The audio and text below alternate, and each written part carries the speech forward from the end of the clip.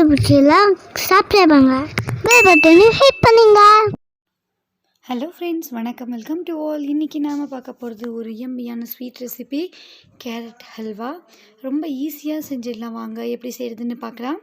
நான் இன்றைக்கி கேரட் ஹல்வா செய்கிறதுக்கு 1 கிலோ அளவுக்கு கேரட்டை எடுத்து நல்லா வாஷ் பண்ணிவிட்டு இந்த மாதிரி திருகி எடுத்து வச்சுருக்கேன். சில பேர் மிக்சியில் அரைச்சும் செய்வாங்க, ஆனால் அதை விடையும் இந்த மாதிரி திருவி செஞ்சால் ரொம்ப டேஸ்ட்டாக இருக்கும். 1/2 லிட்டர் ஹை ஃபேட் மில்க் எடுத்து வச்சுருக்கேன். ஒரு பேனில் 2 டேபிள் ஸ்பூன் அளவு நெய் சேர்த்துக்கலாம். நெய் சேர்த்து மெல்ட் ஆன பிறகு நாம் திருகி வச்சுருக்கிற கேரட்டை இது கூட சேர்க்க போகிறோம். இப்போ நல்லா மெல்ட் ஆகிடுச்சு. இப்போ கேரட் சேர்த்துக்கலாம். இந்த மாதிரி செய்கிறப்ப கேரட்டுடைய பச்சை வாசனை செட்டில் ஆகிடும். அதனால் ஹல்வா நல்லா டேஸ்ட்டாக இருக்கும். அதனால் கண்டிப்பாக கேரட்டை நெய்யில் வதக்கிட்டு தான் செய்யணும். நல்லா வதங்கி வர அளவுக்கு கேரட்டை வதக்கிடலாம். ஒரு 2 மினிட்ஸ் அளவுக்கு நல்லா வதங்கணும். அப்போ தான் கேரட்டுடைய பச்சை வாசனையெல்லாம் போய் நல்லா டேஸ்ட்டாக இருக்கும். நாம் நல்லா வதக்கணும். நாம் எந்த அளவு வதக்கணும்னா, நம்ம சேர்த்தப்ப இருந்த குவான்டிட்டி பாதி அளவு குறையிற அளவுக்கு வதக்கிக்கணும். அப்போ தான் இந்த பச்சை வாசனை போய் நல்லா இருக்கும். கேரட்டை திருகிறதுக்கு பதிலாக அரைச்சி செஞ்சாலும் இதே மெத்தடில் தான் செய்யணும். அதை விடையும் இது நல்லா சாப்பிட்றப்ப வாய்க்கு சின்ன சின்ன க்ரன்ச்சி பீசஸ் வரும். அதனால் நல்லா டேஸ்ட்டாக இருக்கும்.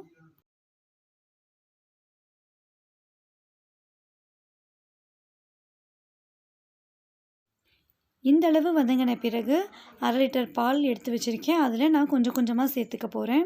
ஃபஸ்ட்டு ஒரு 1/4 லிட்டர் மட்டும் சேர்த்து வதக்கி விட்டு ஒரு 1/2 நிமிஷம் கழித்து மிச்சம் இருக்கிற 1/4 லிட்டரையும் சேர்த்துக்கலாம்.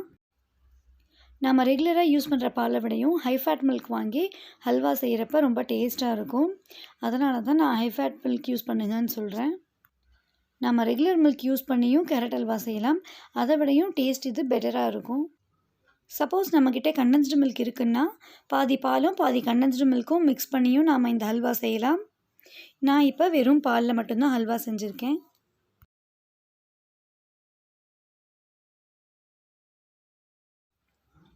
அரை லிட்டர் பாலையும் இது கூட சேர்த்து நல்லா சுண்டி வர அளவுக்கு வதக்கலாம். பால் எக்ஸ்ட்ரா வேணால் கூட சேர்க்கலாமே ஒழிய குறைச்சி சேர்க்கக்கூடாது. நல்லா பால் நிறைய சேர்த்து செய்கிறப்ப தான் ஹல்வா நல்லா ரிச்சான டேஸ்ட்டில் கிடைக்கும். பால் சுண்டி வரத்துக்கு டைம் எடுக்கும், ஆனால் கண்டிப்பாக பால் குவான்டிட்டி அதிகமாக தான் சேர்க்கணும்.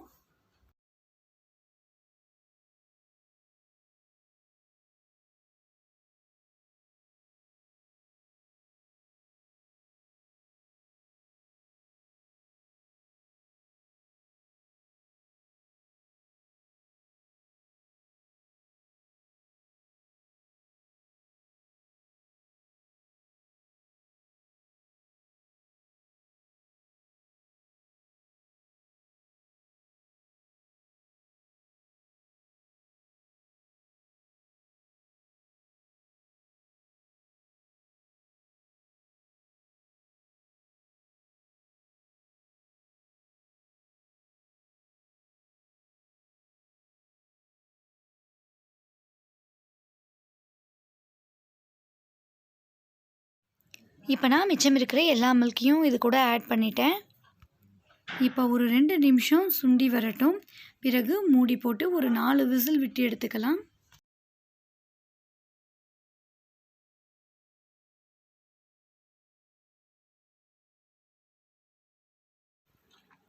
நாலு விசில் வந்துருச்சு. நம்ம சேர்த்த கேரட் எப்படி வெந்திருக்குன்னு பார்க்கலாம். பாருங்கள், நல்லா சுருண்டு வெந்திருக்கு. சரியான பதத்துக்கு வெந்து வந்துருச்சு. இப்போ நல்லா இது வெந்துருச்சு. இது கூட சர்க்கரை சேர்த்துக்கலாம். ஃபஸ்ட்டு 1/4 கிலோ அளவுக்கு சர்க்கரை சேர்த்துக்கிறேன். கொஞ்சம் சர்க்கரை கம்மியாக இருந்ததுனால நான் இன்னும் கொஞ்சம் எக்ஸ்ட்ரா சர்க்கரை சேர்த்தேன். இதை சேர்த்து நல்லா வதக்கி விட்டுக்கலாம். இது திருப்பியும் நல்லா சுருண்டு வெந்து வரணும். அது வரைக்கும் இது குக் ஆகட்டும். இது குக் ஆகிறதுக்கு ஒரு 5 to 10 மினிட்ஸ் ஆகும். இது நல்லா குக் ஆகட்டும். அடி பிடிச்சிடாமல் அடுப்பை மீடியம் ஃப்ளேமில் வச்சு குக் பண்ணணும். இது கொஞ்சம் ஸ்லோ ப்ராசஸாக தான் இருக்கும். அதனால் ஹை ஃப்ளேம் வச்சோம்னா சைட்லலாம் தீஞ்சி போயிடும். இதோடைய ஃப்ளேவரும் டேஸ்ட்டும் மாறிடும். இது வெந்து வரத்துக்குள்ளே நாம் ஏலக்காவையும் சர்க்கரையும் போட்டு நல்லா பொடிச்சு எடுத்துகிட்டு வந்துடலாம். ஒரு மிக்ஸி ஜாரில் 2 ஸ்பூன் அளவுக்கு சர்க்கரை சேர்த்துருக்கேன். ஒரு 3 ஏலக்காவும் ஒரு சின்ன மிளகு சைஸுக்கு ஜாதிக்காவும் சேர்த்துக்கிறேன். இதை நல்லா பொடியாக்கிட்டு வந்துடலாம். இல்லை நைஸாக உடச்சி எடுத்துகிட்டு கேரட் நல்லா சுண்டி வெந்த பிறகு அது கூட சேர்த்துக்கலாம்.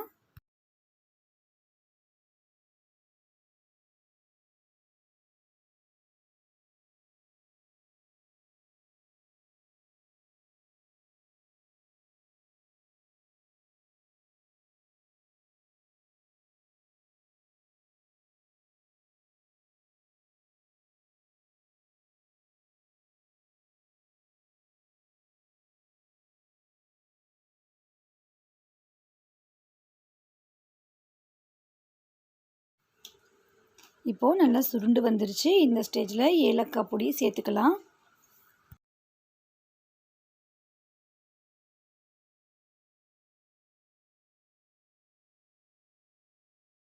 இப்போ இதை நல்லா மிக்ஸ் பண்ணி ஒரு நிமிஷம் குக் பண்ணி எடுத்துக்கலாம்.